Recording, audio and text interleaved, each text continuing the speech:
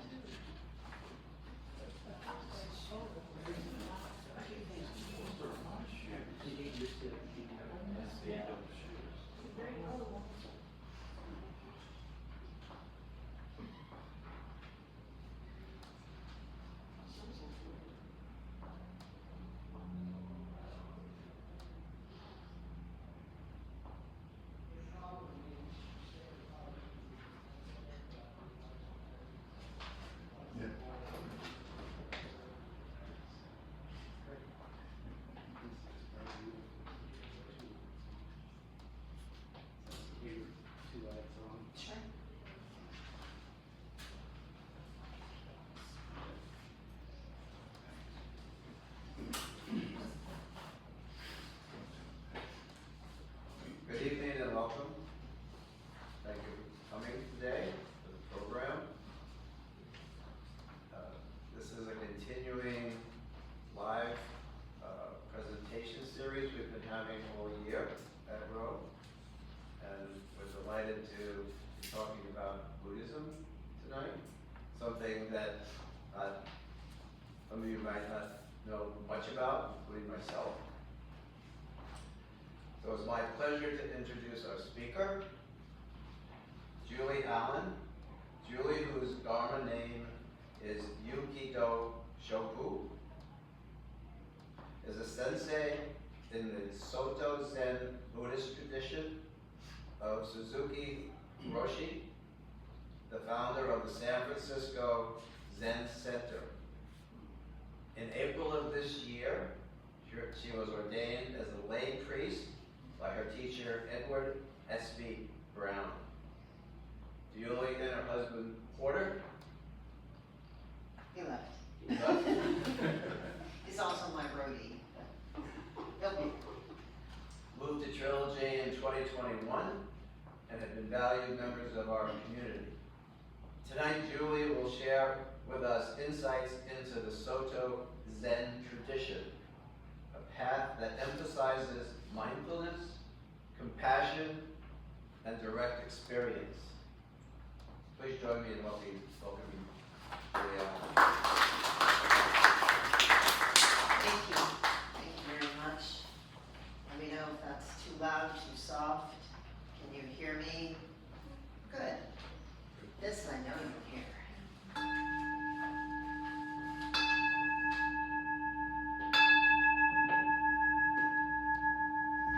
Buddham saranam gacchami, Dhamman saranam gacchami, Sangham saranam gacchami,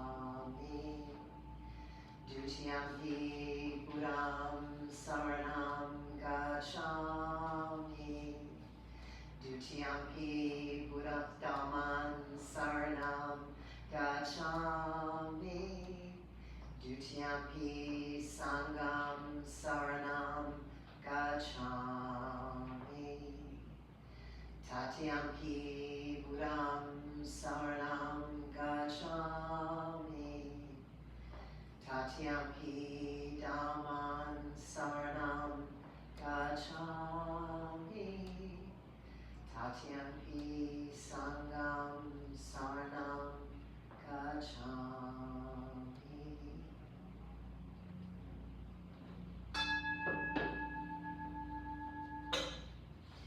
As it says in your handout, those are the three refuges in Pali.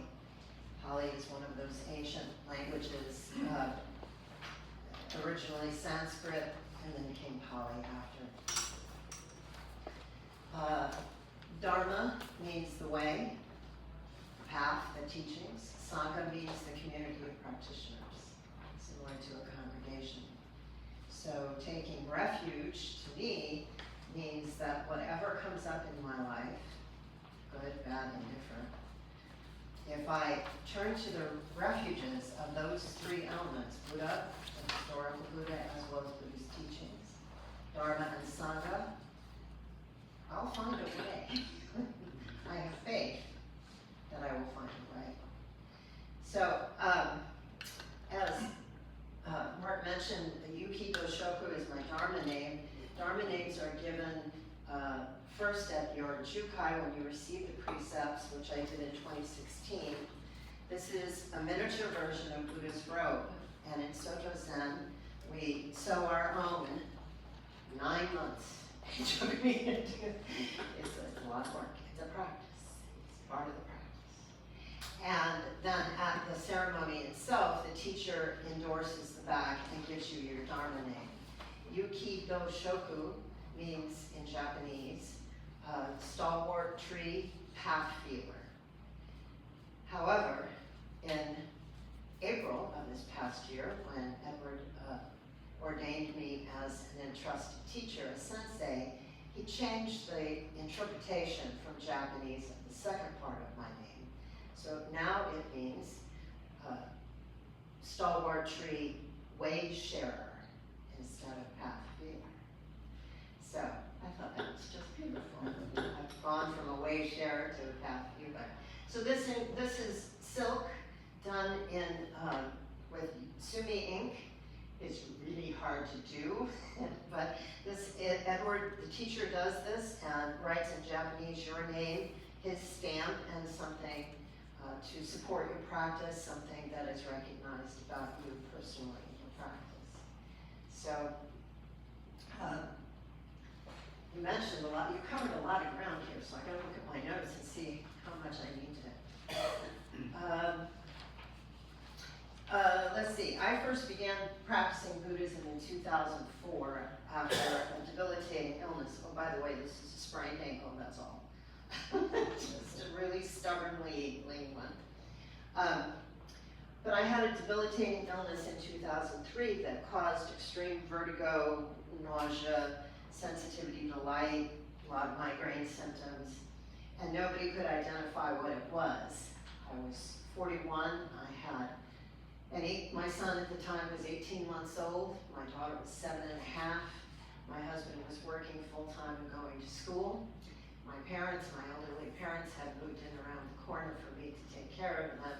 So it was not a good time for me to become totally disabled. It was an extremely stressful time. There's a saying in Zen, it's not true about everyone, but you don't come to Zen on a winning streak. And I certainly was not on a winning streak. And I noticed a spiritual void that I had never addressed before. So I became a spiritual tourist first, and then a Buddhist tourist next. Tried several different forms of Buddhism, and began practicing with a group in San Diego. I lived in San Diego at the time, called Free Treasure Zen Community, led by Nikoli Roshi, who was a student of Maezumi Roshi's. Maezumi Roshi came from Japan to Los Angeles in like 1972 to establish Zen Center Los Angeles, and she was one of his disciples. And I walked in and saw people being able to stay focused and stay calm and proceed with the roles and the processes and the forms without batting an eye, despite the fact that one of the neighbors was playing Jimi Hendrix, Star Spangled Banner, to such a high decibel that the windows were shaking. I thought, they know how to do something I need to learn how to do. Because at that time, all noise was too loud, all light was too bright, all movement was too fast. I was in bed about 20 hours a day for about 3 years. It was really difficult, but the practice of Zazen and time and habituation helped me learn how to skillfully manage my symptoms. And that includes not doing some things. Simply not doing some things. And sleeping more than most people. That's the other thing. In 2008, we moved to Northern California, where I began practicing in the Soto Zen tradition, which is more prominent here in Northern California. It was established by Suzuki Roshi. In 1957, Suzuki Roshi came from Japan to assume leadership of a Japanese temple in Japantown. And the beatniks came around, and Gary Snyder and Ginsberg, and before he knew it, Suzuki Roshi had more English-speaking students than Japanese. So he arranged for, he thought, well, there's something here I can tap into. And he arranged for someone else to take over the temple, which is still in Japantown. And he began the San Francisco Zen Center. And in 1967, they were looking for, Suzuki Roshi wanted to open a monastery in, it's my earring that's doing that. I'm gonna take it out. Suzuki Roshi wanted to open the first monastery in the United States. So he went looking for some resort property. And at that time, Edward, my teacher, in 1967, was a dishwasher at Tassajara Resort in the Ventana Wilderness east of Big Sur. And the resort was not doing well, it was on its last legs. And Edward was a dishwasher, and Suzuki Roshi came and said, this is a perfect place for a monastery, because it takes an hour to get from the parking lot on a four-wheel drive just to the campsite or the cabins and buildings are. So it's very isolated, and in 1971, Suzuki Roshi ordained Edward as a priest because they became a monastery, and Edward said, there's something I'm getting into here. He stayed, and he lived at Tassajara for many years. He was the head cook. You may know him from the Tassajara Bread Book, Tassajara Recipe Book. He's written many books, both recipe books and books solely about Buddhism, but it's a big job being Tenzo, the head chef. He also helped establish Green's Restaurant in San Francisco in the Marina District. Oh yeah, I have a clicker for that. Let me find it. What is Buddhism? Buddhism is a non-theistic religion or philosophy. You can believe in a God if you want, if that's part of your practice, if that's part of your faith. You can be Jewish, you can be Christian, you can be Catholic, and you can still come and practice with the Buddhists. So it's a philosophy, a spiritual practice, or a religion. And it started, for me, as just a philosophy.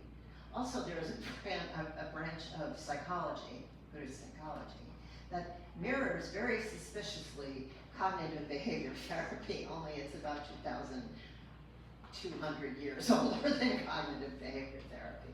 But it's very focused on change the way you think about things, then you can change everything else in your life. It trickles down, it flows like a stream. So, non-theistic, again, it's a personal preference. It's up to you. But Buddha was not a god. He bestows the elements of kindness and compassion, but he's not a god. The historical Buddha, nor Buddhas that come later, which I'll get into.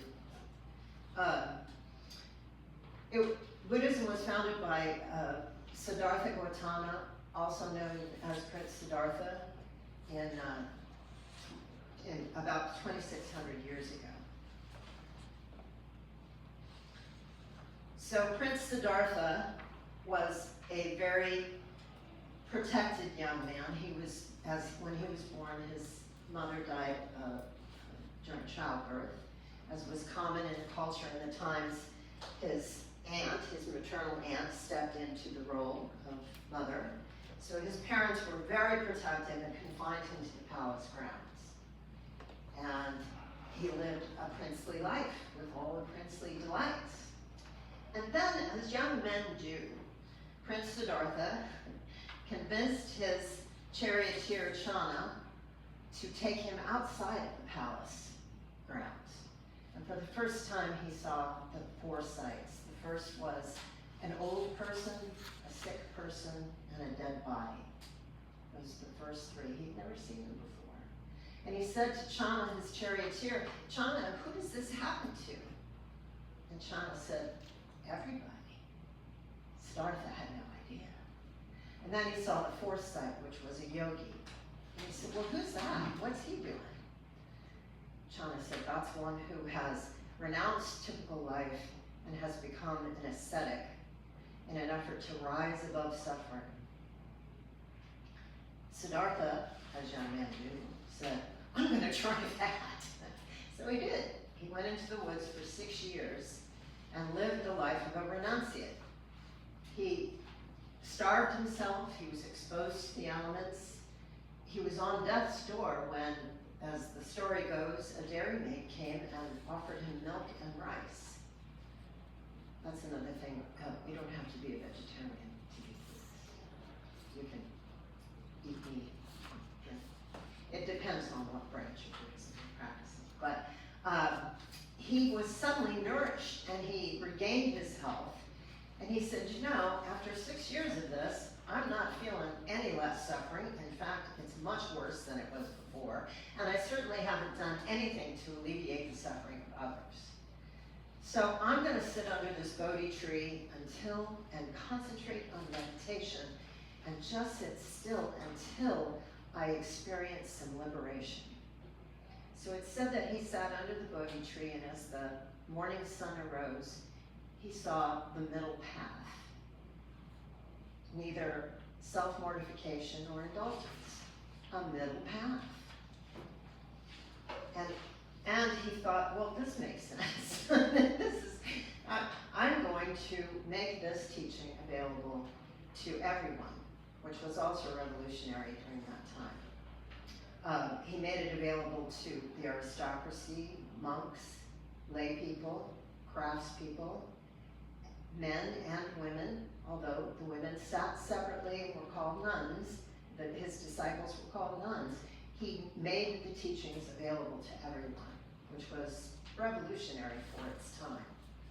So the Buddha traveled, I should just set this up here. The Buddha traveled for 45 years throughout India, teaching the middle way.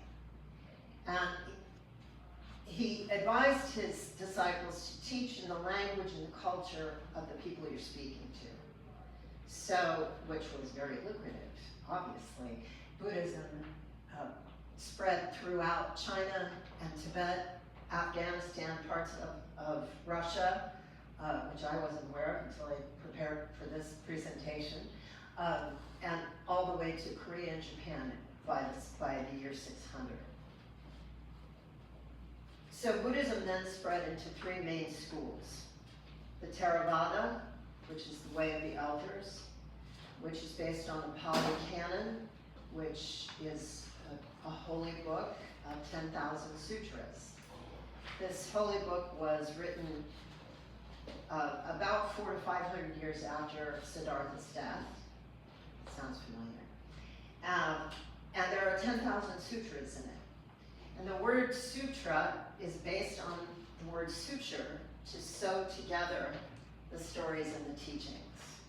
So that's the Theravada. It still is a very popular practice today. There's a place in Marin County called Spirit Rock, where people can attend retreats and they teach Vipassana, insight meditation. The second school is the Mahayana school. Bodhidharma was an Indian monk who traveled to China and taught Buddhism to China, where it became mixed with Tao religion, and it became known as Chan, and then it traveled on to Korea and Vietnam and Japan, where it became Zen. In Zen, there are 2 main schools. One is Rinzai school, and the other is the Soto Zen school, of which I am now a part of. But Rinzai was the practice I learned first in Southern California. Zen meditation primarily focuses, no, that's not right. Zen meditation includes a daily practice of sitting zazen, of just counting breaths, clearing your mind. Rinzai Zen adds an element to that called koans. And koans are riddles, unanswerable riddles, that are designed to take the mind above thought. Like, what is the sound of one hand clapping? What did your face look like before your parents were born?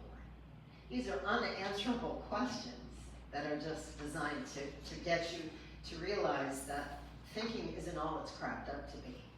Sometimes you can overthink and you can get mired in your thoughts, in your thought patterns. The third school is Tibetan Buddhism, or Vajrayana. And there are 4 main schools, although there are literally hundreds of sects of Tibetan Buddhism. There are 4 main schools, and the Dalai Lama is the most well-known leader of that school in Tibet. So, some Buddhist basics. So the first teaching that Buddha reportedly taught to his followers was the Four Noble Truths. And if you were going to design, in this day and age, if you were going to design a religion and pitch it as the first noble truth is that everybody suffers, I don't think it would go over very well. But if you think about the fact that no one escapes disease, discomfort, dissatisfaction, suffering is a universal experience. So no one can avoid it. And the second noble truth, or revered truth, is there is a cause for this suffering, and that is grasping for things we want, or we want to hold on to and don't want them to change, or resisting things we don't want, or pushing them away. And the third noble truth is there is a cessation, or a freedom from this suffering, and that's letting go. It's so easy. It's not. It's a lot of work to just let go of those things, and it takes a lot of self-examination. The fourth noble truth is there is an eightfold path to this cessation. And I included the eightfold path on the handout. To me, it just covers all aspects of life. Every challenge you will encounter, you can identify or connect to something in the eightfold path. And when you see the Dharma wheel that looks like a Helms wheel, the boat wheel, it's on the symbol of the Religions of the World Club. It's more of a Pali tradition, but those are the eightfold paths. Each wheel, the Dharma wheel, each spoke reflects one of the eightfold paths. So the eightfold path is designed to help you discover your Buddha nature. What is the Buddha nature? Well, it is the belief that all beings are born with inherent kindness and compassion and an ability to be enlightened. From our first breath, causes, conditions, circumstances, our environment, genetics, and reactions muddy the waters of our Buddha nature. So the practice of Buddhism is designed to help peel back those layers of causes and conditions and help people find their true nature. Some additional fundamental teachings include the 3 characteristics of existence, and that is anicca, anatta, and dukkha in Sanskrit. Anicca is translated into impermanence. Everything's temporary. Everything changes. The person I am in this very moment is different than the person I am in this very moment. Everything's always changing. Sometimes in leaps and bounds, sometimes very slowly. The second is anatta. There is no separate self. No man is an island. Everything we do influences others in subtle and sometimes huge ways. Thich Nhat Hanh referred to this as interbeing, or interconnectedness, that we all co-create this world. And dukkha we've discussed, but dukkha can mean everything from suffering, severe pain, to something as mild as discomfort or dissatisfaction. There are 3 poisons that can interfere with our ability to connect with our Buddha nature, and they are greed, hatred, and delusion. And you can pretty much connect every experience you have, every reaction that you have, you can connect to one of those 3. Anger is hatred. Anger and hatred. Sometimes it's listed as greed, anger, and delusion. Delusion can include simply being ignorant, not knowing how things function. It can also be ingrained beliefs. I'm a failure, I do everything wrong every single time. That's delusion. So, this is one of my favorites. I just love this meme. Because I think it accurately reflects what our mind can do to us, how it can trick us and trap us, and our thoughts can lead us along by the nose. And you can do, as I just mentioned, the same thing in terms of being self-judgmental. I can't do anything right. I'm always screwing up. Oh my goodness, I'm so clumsy. Why is everybody always targeting me? Why does all this stuff happen to me? Well, that's delusion.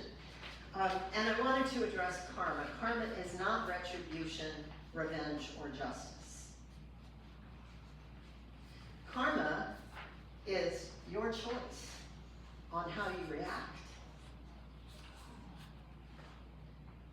As Zen Master Dogen said, turn the lamp inward.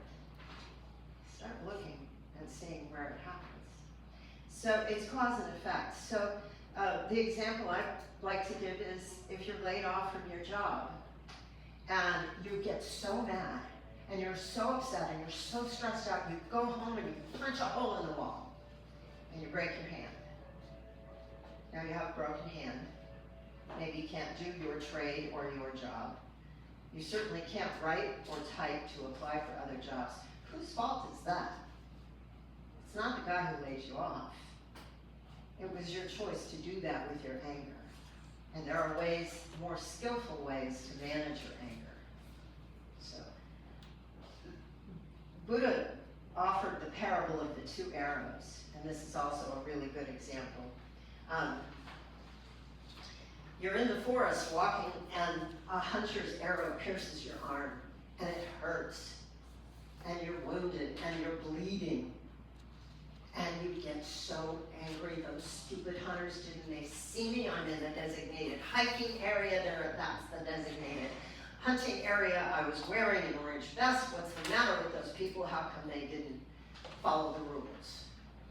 Or on the contrary, I'm so stupid. I shouldn't have gone hunting at dusk, or shouldn't have gone hiking at dusk when all the hunters were out, and I probably didn't keep track of where the borders were, and I stumbled into, oh my goodness, my life is ruined. I'm gonna die. How am I gonna be able to earn a living? So the first arrow was real. The remainder are the second, third, and fourth, and fifth arrows. You can go on. And a pretty lengthy, infinite number of ways of creating additional arrows. The first arrow was true, was real. There is pain. Good people, bad things happen to good people. Good things happen to bad people. These are truths. It's what you do with that information, how you react to it, that really offers you a skillful way of ending your suffering. I have to share real quick with you. My teacher, Darlene Cohen, Darlene established at San Francisco Zen Center Suffering and Delight Group, a subgroup of support group for people with chronic conditions. Darlene had rheumatoid arthritis. I brought one of her books. I brought some books if you want to borrow them. You can write your name on the card and bring them back whenever. But Darlene would say, why volunteer for suffering? Or she would say, are you volunteering for suffering? Because there's lots of creative ways to do it. And I had this Post-it note all over the house, and that wasn't enough, so I had to have it tattooed in my arm so that I would remember, am I volunteering for suffering right now? Is that what I'm doing? I found it incredibly helpful. And occasionally I hold it up to other people just as a friendly reminder, you may be volunteering, usually members of my family, you may be volunteering for suffering.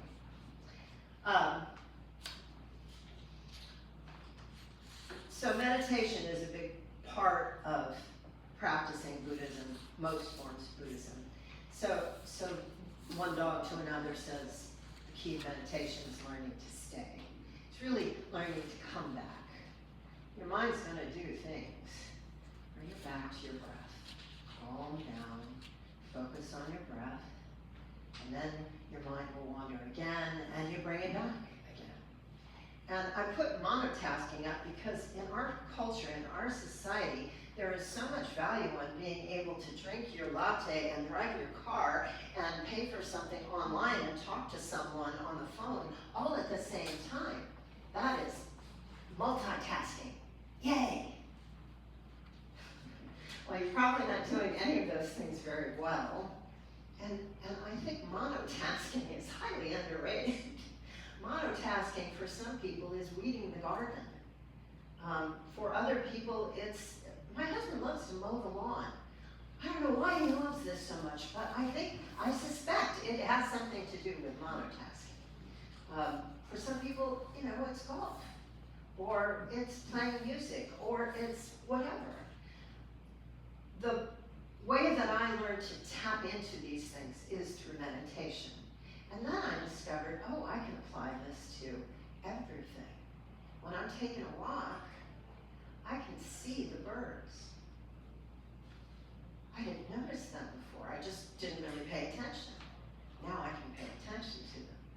So, and you can smell the flowers, you can see the birds, whatever helps you monotask can be great for clearing your mind. You've all experienced this in one way or another.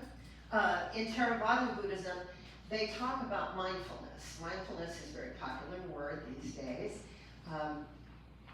Translated from Pali to Sanskrit to 1,000 different languages. The Pali Canon has been translated literally thousands of times. And multiple times, the Heart Sutra alone has been translated hundreds of times in different languages. So what the original word was, I don't really know, but mindfulness was what they carried through. And mindfulness in Vipassana meditation means three things. First, your internal responses to things, what your brain does when you see someone cut you off in traffic. Your behavior is a part of that, how you react when someone cuts you off in traffic. So that's the first thing you're advised to study. And the second is the real world. That guy that cut you off in traffic, he couldn't see you. It wasn't about you. He's not after you. He's not unless you have a stalker. But in most circumstances, it's not about you. You're not being targeted. And the third thing about mindfulness is then you apply the Dharma. And a teacher will typically instruct you to apply the Dharma to these circumstances, like right speech. So before you honk the horn and curse at the guy who cut you off in traffic, think, is this, hi, come on in. So the Buddha said, say what is timely. Before you speak, say what is timely, what is beneficial, and what is kind. Now, you may think, it would be really beneficial for me to just cuss this guy who cut me off in traffic, cuss him out. Well, that's kind of a delusion. You may feel better briefly, but ultimately, the consequences of getting in a habit of constantly expressing your anger that way is detrimental to you. And it certainly doesn't stop him from cutting people off, whoever he is and whatever he's going through. So that's what mindfulness is in terms of the Theravada understanding. And I studied under Vipassana teachers, and I use it as well as Zazen. But to me, Zazen was help me tame my monkey mind. This was my mind when I first got sick. I couldn't process anything. As I said, all noise was too loud, all light was too bright, all movement was too fast, and I couldn't understand it. It was like being in a really bad Fellini film. And I would just get so dizzy emptying the dishwasher. So to go in to sit zazen and learn to count breaths helped me say, oh, that's the planning mind. I can let go of the planning mind. I don't need to plan that right now. I can go back to my breath. Oh, that's the remembering mind. I'm remembering this thing that happened. I can let that go for now. I can go back to counting my breath and just feeling it in my body and sitting still. So, as I mentioned, I brought books to instruct on zazen, and as a teacher, I offer zazen instruction, and the Dharma is given freely. It is not something I'm going to charge you to teach you how to do zazen if you're interested. So I think I put my email at the end of the handout. If you're interested, I'll teach you zazen. I find it very useful. The thing I hear from people when I talk about meditation is, oh, I can't meditate. I can't sit still. My stomach grumbles. My mind wanders. Well, yeah, that happens to all of us. There is no such thing as perfect meditation. We all experience all of these things. And if you ever sit with other people, you will hear stomachs grumbling. You will see people moving, trying not to itch, and then finally giving up and scratching. So, these are all part of the practice. You're not going to dive into meditation and be able to be a pro. I'm not a pro. We count to 10 breaths, and then we start over. 10 exhalations. So if you get to 10, then you start over. But you're supposed to stop if your mind wanders. I can get to about 5, and I've been doing this for 23 years.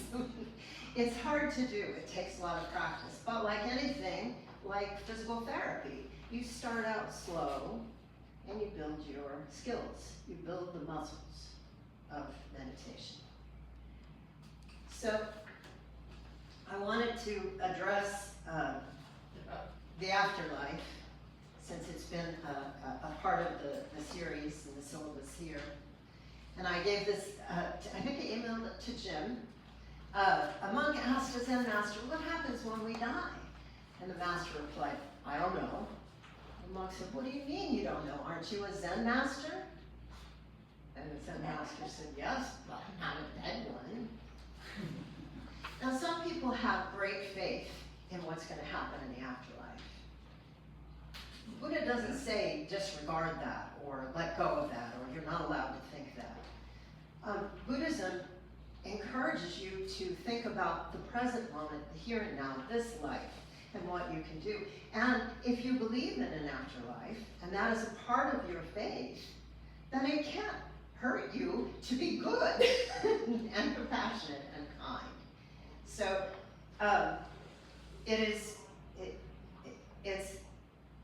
it's not that death is the end all. It's just Buddha never said he knew. He said, I don't know. And it's your personal preference, what you believe. And if you've had some experience that has convinced you of an afterlife, and you practice your Zen Buddhism that way along with your Catholicism or whatever, again, it can't hurt. It can all fit together. It can coexist. So, again, going back to the Pali Canon and the idea of reincarnation. Now, that word has been translated so many times, I don't know what the original word was. In Soto Zen, we talk about rebirth, not reincarnation. It's my understanding that reincarnation means to enter the flesh again. And if you go back to some fundamental teachings, conditions of existence are that everything's constantly changing, everything's temporary, and that no man is an island. We all co-create, there is no separate self. Well, what gets reincarnated becomes the question. If there's no separate self, and everything is always changing, do you come back as a 3-year-old, an 83-year-old, you know? So these are just questions that people can raise. I must tell you, there are people I practice with that have received have received ordination with my teacher Ed, that believe in reincarnation. And Ed says that's fine. The Buddha never said yay or nay. He never said he knew. But rebirth to me, it makes more sense. And I think of rebirth in terms of, I think of my dad, who died in 2009. He had a huge influence on me. So every day I carry a part of him with me. And because I interact with my kids and my family, every day they do that too. And even some of my childhood friends will say, oh, I remember your dad, you know. So that's the influence of co-creating the world. And to me, that is rebirth. A scientist, I am not a scientist, but a scientist would tell you that we are breathing the same air molecules as Aristotle. That those air molecules get recycled. Well, I think of rebirth as recycling. We all are contributing to this. So I wanted to introduce you to some statues. They are not to be worshipped, but they are to evoke the feelings of different energies. The first is Buddha. You've all seen Buddha. This is Shakyamuni Buddha.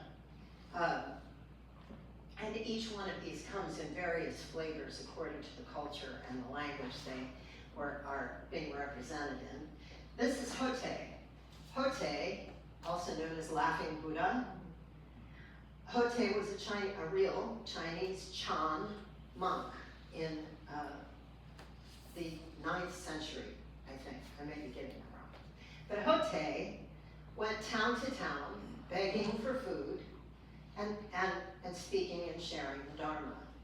Now, if you imagine, and this is his alms food bowl that he uses to beg for food, he was so beloved, and the children loved him, and he shared treats with the children, all the sweets, and he made toys, little leather sacks with the children, little balls with the children. And he was so beloved, he got fat. So the idea, this is karma, the idea that you are so beloved and you're a pauper begging for food that you get fat is karma. What you give out, you get back. So in Chinese culture, when they say rubbing Buddha's belly brings you good luck, maybe. In my mind, rubbing Buddha's belly reminds me, if I'm kind to people, they'll be kind back. That's all.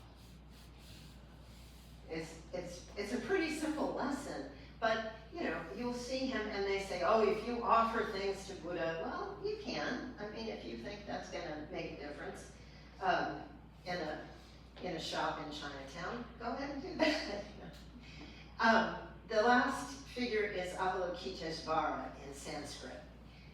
She's known as Kuan Yin in China. You've all seen her, most of you have seen her. Kuan Yin in China, Green Tara in Tibet.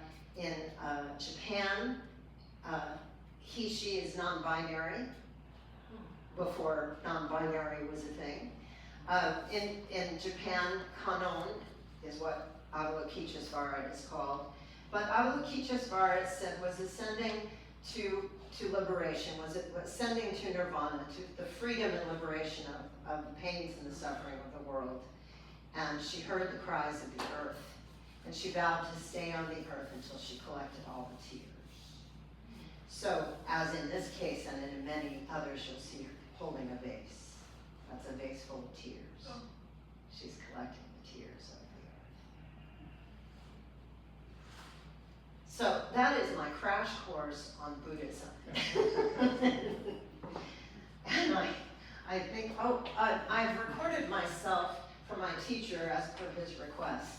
So I can turn it off now as we do question and answers if someone would prefer that. Or I'll leave it on, and then Edward can critique my responses as well. Questions?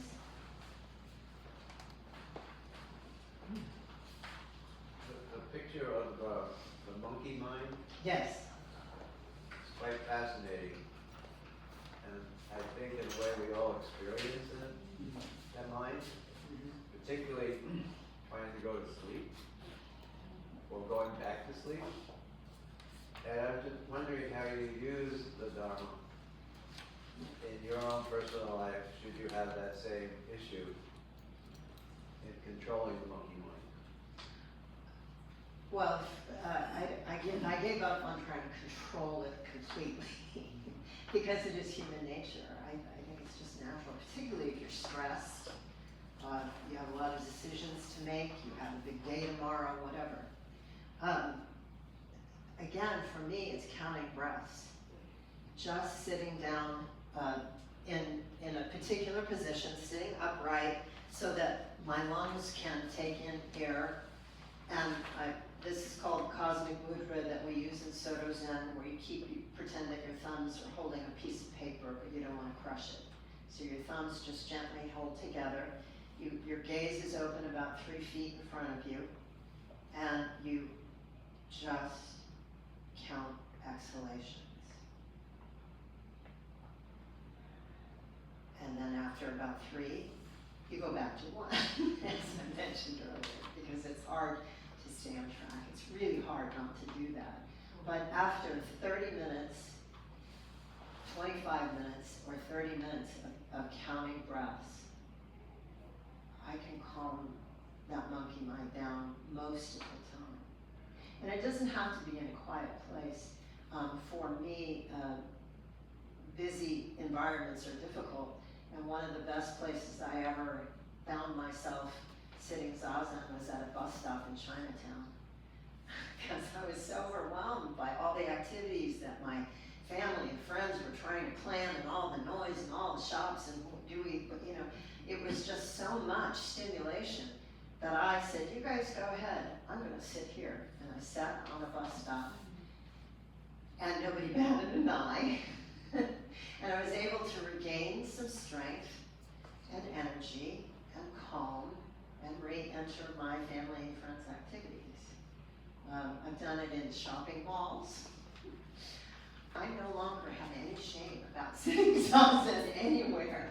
I've done it in shopping malls. It doesn't have to be in a still, quiet place if you keep your body still and count your breaths. Does that help? Yes, thank you. Okay. Yes? It looks like from your map that Buddhism originated in India. Is that where Prince Siddhartha, yes. He was born in Lumbini, India, which is now called Nepal, Okay. in 563. He was a prince of that country. Yeah, they were in that time period. They didn't. I don't think they had countries. They just had territories. Yeah, yeah. So 560. India. And it was in India. Now it's in modern times. It's in Nepal. So that's where Buddhism originated. Yes, Okay. was in India. Yes. So it borrows a lot from Hindu, the Hindu religion. Yeah. And that's, I think, why so many also connect with reincarnation more, because those are its roots. Yeah. Yeah. Yes. Does Buddhism have a perspective on, I'm going to make this up, the innocent infant? It says that the Arjuna Dukkha is craving and resistance, but the 2-day-old infant isn't craving or resisting anything. So, is there a position, how do you deal with the innocent one who's suffering? The innocent one who's suffering. Well, it doesn't necessarily mean that the origins of suffering come from craving and resistance exclusively. Obviously, as I talked about in the parable of the arrow, there is real pain. People experience real pain.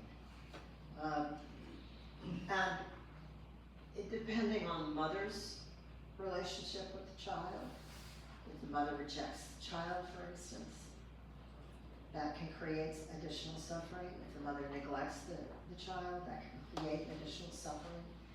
If there are genetics involved, people have chemical imbalances, that can create suffering. All those are elements of that can be a part of suffering. So those are elements of dukkha. Those are elements of dukkha, but the belief that I included is the inherent kindness and compassion and ability to be enlightened.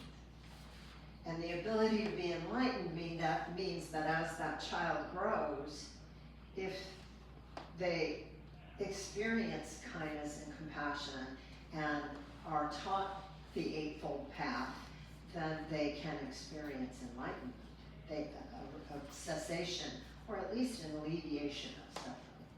There's no magical cure, and obviously the Buddha includes birth, by the way, as an origin of suffering. Birth, death, because being born is a traumatic thing. Yes. So those exist, and as I said, pain can exist. It's what happens with skillfully managing that pain. Okay, another question if I may. Sure. The concept of acceptance, is that at odds with me wanting to go to college and become an engineer, which is a desired goal? No. No. No. There is something in the Eightfold Path called right livelihood. And right livelihood means having a livelihood based or a desire to have a livelihood that will benefit others. If you wanted to go to college to become an arms dealer, that would be wrong livelihood, and that would not be skillful living. Or to sell drugs. And some of these become gray because what if you're a pharmaceutical rep and you're selling OxyContin? Wait, is that? So there are subtleties that come into play, but no, desires on their own are not necessarily bad, and Buddhism doesn't teach you to separate or detach from your emotions. In fact, people, when they first go to a retreat, may experience intense emotions and may find themselves sobbing. I've sat next to many people sitting in retreats, silent retreats, where they're just sobbing because pain has come up. And what Buddhism can teach you, and what practice of Zazen for me has taught me, is to let those emotions flow through. Don't get too attached to them. I mean, if you become so myopic about your goal to go to school and be an engineer that you are mean to other people, or that so yes, those desires can be tainted with greed, hatred, and delusion. But desire itself is not necessarily bad, nor are other emotions. So it's not so much what you think, it's what you do. It's how you behave, exactly. Mhm. Yeah. Yes.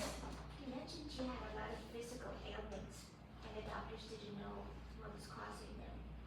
Do you contribute the fact that you started practicing mindfulness and discovering Buddhism made all those physical ailments disappear?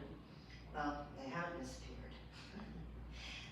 And I certainly feel it helped me cope with them. As I mentioned, getting overwhelmed in environments, being able to sit Zazen really is a great tool. And I must say, when I received my lay entrustment in April, there's a portion of the ceremony where you're supposed to thank people that contributed to your practice. I thanked my disability because I'm a lot happier now than I was before I became disabled. I'm I'm not as I certainly was much less happy when I first became disabled, but my life is so much richer and better now than it was when I was a career-minded person in their 40s. So I can't attribute, it's a skillful way to manage the illnesses. And I think time has helped. Knowing what I can and can't do, habituation, I think physical therapists call it, has helped tremendously. But my life is much richer as a result of my practice, absolutely.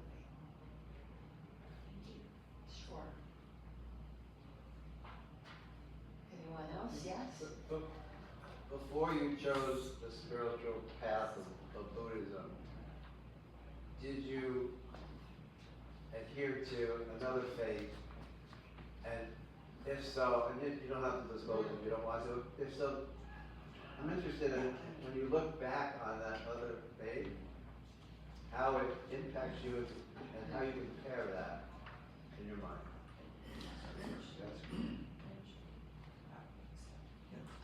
My parents are Catholic. Something happened at the church when I was a young kid that my dad, that alienated him from Catholicism. I don't know what it was. I don't know what happened. It was specifically at the church in the town that I grew up in. So they didn't really teach me anything about religion. And the reason I winced when you first asked is because I've never been able to get my mind around the idea of an omniscient, omnipotent God. I totally respect people who have that faith, that eternal faith. I just never had it. One of my best friends is a Catholic priest in southern Indiana. We have some great conversations about what motivates behavior and what is skillful and what is a wholehearted life. And I have total respect for him. It just never happened to me. It was never presented to me as an option. So perhaps suspicion of religious institutions was picked up by me as I was about 12 when my dad said, nope, we're not going there anymore. So maybe, yes. I saw something on Facebook today, and everything I know is on Facebook. It was a picture of two fish in the ocean. One was a goldfish in a fish bowl inside the ocean, and the other was a multicolored fish swimming freely in the water. And it was a description by the Buddhist teachings of religion versus spirituality. And let me just read a little bit of this. Two fish lived in the same ocean. One was kept safely inside a glass bowl. The bowl had rules, limits, and boundaries. The fish felt protected but never truly alive. The other fish swam in the vast ocean. It faced currents, storms, and uncertainty that it learned the depth of water by living in it. One was taught about the ocean, the other experienced the ocean. The bowl called itself safety, the ocean called itself truth. Religion teaches you about the water, spirituality invites you to swim. To me, that expresses, in essence, what we're trying to do with this club is to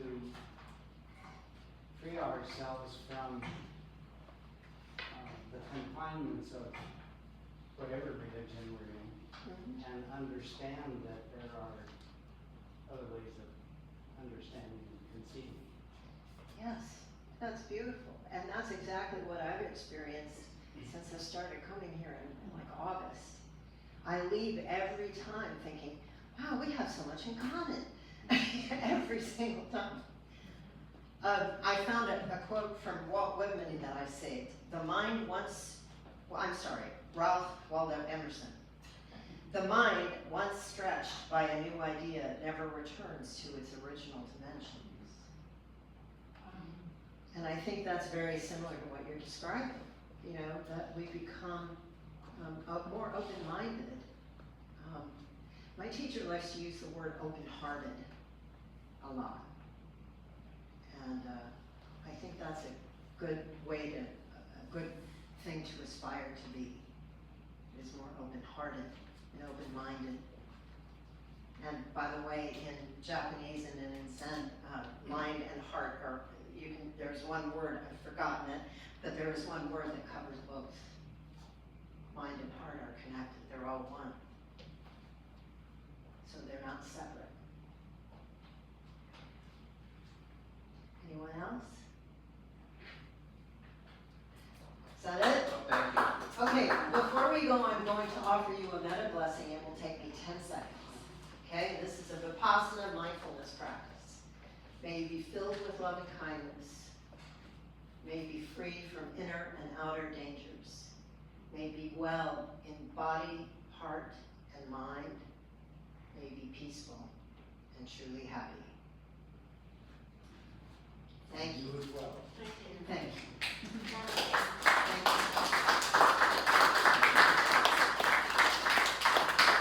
Thank you, Julie. That was enlightening, interesting, and I think inspiring. Oh, wow. And, Thank you. very much so. Oh, by the way, I wanted to thank the 3 leaders of the Religions of the World Club. You do so much work behind the scenes that people don't really fully know of, and I think you all deserve a raise. Yes. Let's vote on that. Yes. Yeah. Please. So thank you for coming tonight. Our tradition is that we don't have a meeting in July because people are doing so many other things. We'll be back in August, and Jim will be doing the program. Jim, you want to talk a little bit about what you're doing?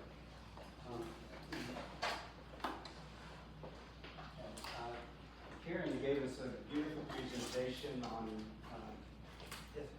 Catholicism and their beliefs about the hereafter, and